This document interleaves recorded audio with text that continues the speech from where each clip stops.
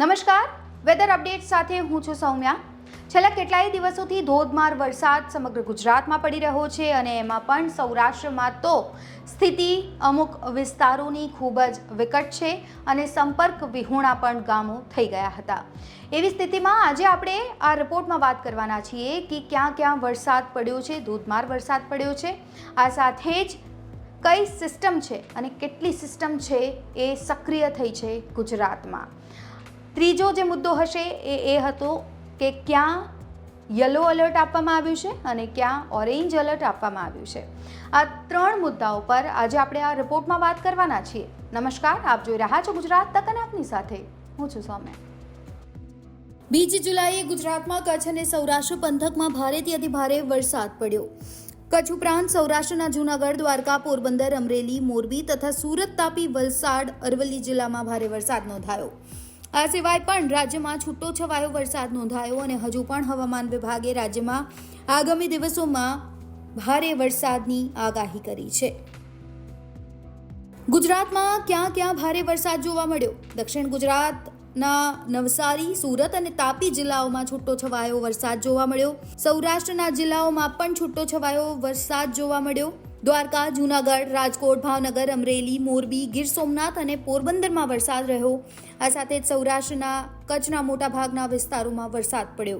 હવામાન વિભાગ અનુસાર ગુજરાતમાં આવનારા 10 દિવસ માટે વરસાદની શક્યતા આગાહી કરવામાં આવી છે, એટલે કે 10 અને 11 જુલાઈ સુધીમાં વરસાદ વરસી શકે છે તેવી આગાહી છે અને 11 જુલાઈ સુધી વરસાદ છૂટો છવાયો વરસતો પણ રહેશે। ગુજરાતમાં કઈ સિસ્ટમ સર્જાઈ છે? હાલમાં ગુજરાત પર 3 સિસ્ટમ સર્જાઈ છે। ગુજરાતના ઉત્તરમાં અને પાકિસ્તાનના દક્ષિણ પૂર્વમાં એક સાયક્લોનિક સર્ક્યુલેશન સર્જાયું છે। બીજું સાયક્લોનિક સર્ક્યુલેશન ગુજરાતના દક્ષિણ ગુજરાત પર સર્જાયું। આ સિવાય ગુજરાત પર એક ટર્ફ પણ બની છે જે દક્ષિણ ગુજરાતથી મધ્યપ્રદેશ સુધી ફેલાયેલી છે। આ 3 સિસ્ટમના કારણે ગુજરાતમાં આગામી 7-8 દિવસ સુધી વરસાદનું જોર રહેશે।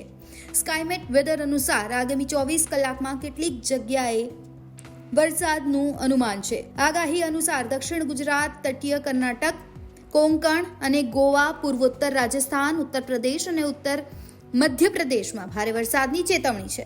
ગુજરાત સિવાય હરિયાણા અને બંગાળ, સિક્કિમ ઉપર પણ એક સિસ્ટમ બની રહી છે। આ વિસ્તારોમાં ભારેથી અતિભારે વરસાદની આગાહી છે। સ્કાયમેટ વેધર અનુસાર આગામી 24 કલાકમાં કેટલીક જગ્યાએ વરસાદનું અનુમાન છે।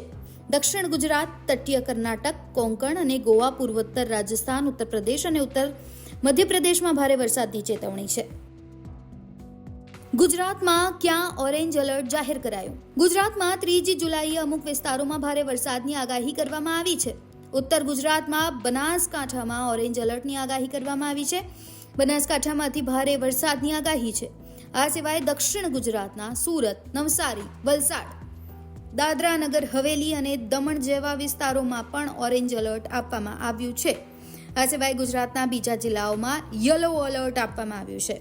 યલો એલર્ટ જે જિલ્લાઓમાં આપવામાં આવ્યું છે એમાં કચ્છ અને સૌરાષ્ટ્રના જિલ્લાઓ સામેલ છે। આ વિસ્તારોમાં ભારે વરસાદની આગાહી કરવામાં આવી છે।